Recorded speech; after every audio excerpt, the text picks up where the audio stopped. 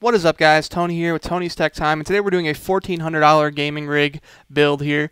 We're going to go through all the parts here, show you guys what the specs look like. This is slightly better than the $800 build we did recently, but it does have a lot more room for overall fit and finish, so let's get this thing started.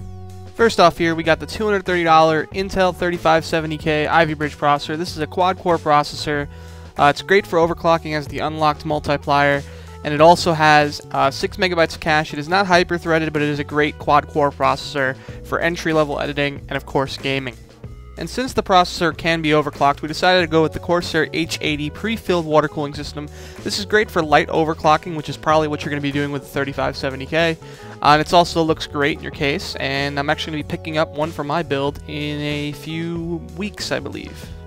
Speaking of my rig, it's starting to look a lot like my rig with this MSI Z77A G45 Intel board. Same board I have.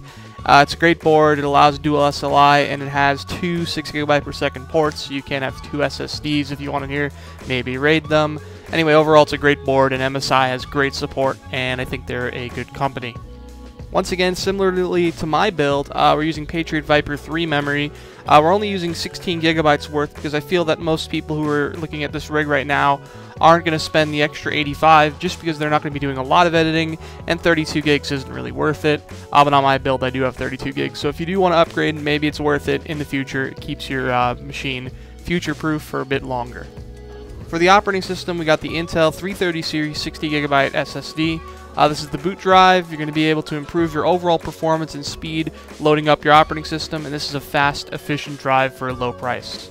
For storage, we went with the Seagate Barracuda 2TB fast, efficient, high-performance drive, one of the top drives on the market, and it has lots of storage, and in the future you can add another one of these, RAID them together, and you'll get a lot of great performance and a lot of capacity out of the system.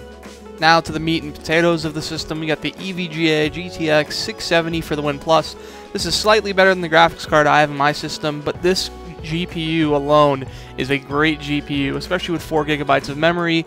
It's great for doing NVIDIA Surround out of the box. You could run most games at pretty good settings with NVIDIA Surround, and in the future, if you want to do an SLI setup to prepare yourself for DX 12 games in the future, it's always a possibility with the motherboard and the power supply we went with. Speaking of the power supply, we went with the Corsair HX 750. This is an 80+ gold energy efficiency. This is a great brand, a great PSU, and it's going to be able to support dual SLI no problem. And once again, going back to the concept of my build, we're using the Thermaltake Overseer. This is an amazing case. It has a lot of features. It has great airflow. Thermaltake has great support in my opinion, and it comes with one 120mm fan for exhaust and two 200mm fans. It has great airflow out of the box, and you can upgrade it in the future. There's plenty of room for radiators in there if you want to do that, and it's just an awesome overall case. And there you go, that's our $1,400 rig, which, by the way, I kind of counted it up at the end there. It's actually a $1,300 rig with the current prices of all of these parts.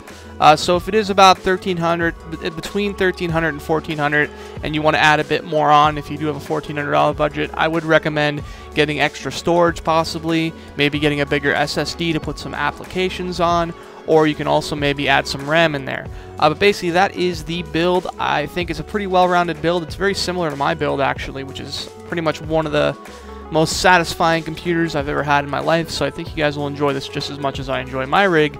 And I'm actually thinking about doing a video like this in this style, going over my parts in my rig and explaining why I got them and why that may be a good option for you, tallying up how much it's worth and doing a video very similar to this. Now, if you guys have any price ranges that you need a rig built at, go ahead and write it in the comments below and request a video, and I'll go ahead and decide to choose one of those to do for the next video.